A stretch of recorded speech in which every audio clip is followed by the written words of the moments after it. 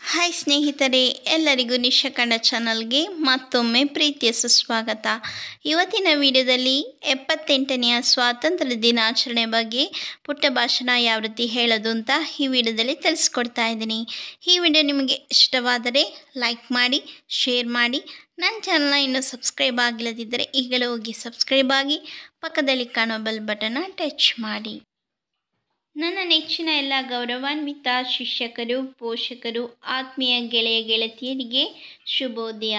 ಭಾರತೀಯರಾದ ನಾವು ಇಂದು 78ನೇ ಸ್ವಾತಂತ್ರ್ಯ ದಿನಾಚರಣೆಯನ್ನು ಆಚರಿಸಲು ನಾವೆಲ್ಲ ಸೇರಿದ್ದೇವೆ.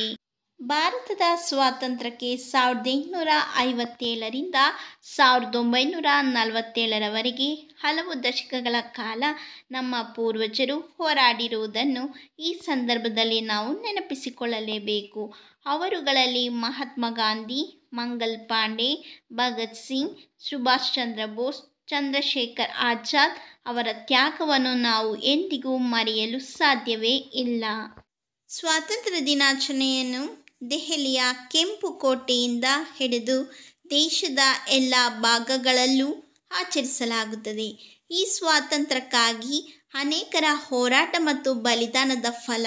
ಸ್ವಾತಂತ್ರ್ಯಕ್ಕಾಗಿ ಮಹಾತ್ಮ ಗಾಂಧಿಯವರ ಮುಂದಾಳತ್ವದಲ್ಲಿ ನೆಹರು, ಸುಭಾಷ್ ಚಂದ್ರ ಬೋಸ್, ಸರ್ದಾರ್ ವಲ್ಲಭಾಯ್ ಪಟೇಲ್, ಭಗತ್ ಸಿಂಗ್ ಮೊದಲಾದ ಮಹನೀಯರು ಮತ್ತು ಯಶೋಧರಾಮ ದಾಸಪ್ಪ ಮೊದಲಾದ ಮಹಿಳೆಯರ ಹೋರಾಟದ ಫಲವಾಗಿ ಸ್ವಾತಂತ್ರ್ಯ ಲಭಿಸಿದೆ.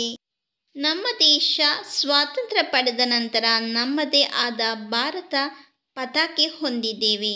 ತ್ರಿವರ್ಣ ಧ್ವಜವಾಗಿದ್ದು ಮೇಲೆ ಕೇಸರಿ, ಮಧ್ಯ ಬಿಳಿ ಮತ್ತು ಕೆಳಗೆ ಹಸಿರು ಬಣ್ಣವಿದ್ದು ನಡುವೆ ಚಕ್ರವಿದೆ. ಕೇಸರಿ ಬಣ್ಣ ಸತ್ಯದ ಪ್ರತೀಕ, ಬಿಳಿ ಶಾಂತಿ ಪ್ರತೀಕ, ಹಸಿರು ತ್ಯಾಗದ ಪ್ರತೀಕವಾಗಿದೆ. ಭಾರತ ಸ್ವಾತಂತ್ರ್ಯ ನಂತರ ಅಭಿವೃದ್ಧಿ ಹಾದಿಯಲ್ಲಿ ಸಾಗುತ್ತಿದೆ.